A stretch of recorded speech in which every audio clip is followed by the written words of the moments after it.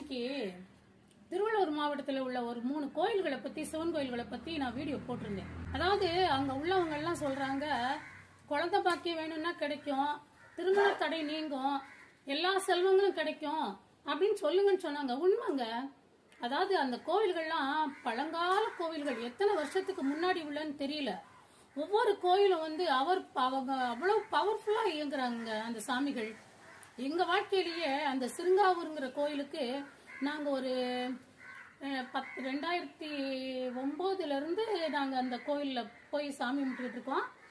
ஒரு 2002 2003 இருந்து அந்த கோவிலுக்கான தேவைகளை நாங்க பிரதோஷம் அன்னைக்கு, சிவராத்திரிக்கு, அன்னாபிஷேகத்துக்கெல்லாம் எங்க ஏரியால இருந்து கலெக்ட் பண்ணி கொண்டு கொடுக்குறோம். ஆனா எங்க வாழ்க்கை தரம் கொஞ்சம் கொஞ்சமா படிப்படியா உயர்ந்து இன்னைக்கு நல்ல லெவல்ல இருக்கிறோம்னா அந்த மகாலிங்கேஸ்வரர் ஐயா தான் காரணம். அதனால நீங்க உங்க தேவைக்கு, அதாவது கல்யாணம் ஆகல, குழந்தை கிடைக்கல அப்படின்னா நீங்க அந்த விளாங்காடு பாக்கம் சிறுங்காவூர் சிவன் கோவில், அதுக்கு எதிரே உள்ள நீலகண்டேஸ்வரர், அதுக்கப்புறம் பெருங்காவூர், இந்த கோயில்கள் எல்லாம் ஞாயிற்றுக்கிழமைகள்ல உங்களுக்கு டைம் இருக்கும்போது காலையில சாப்பாடை கட்டிட்டு கூட போங்க.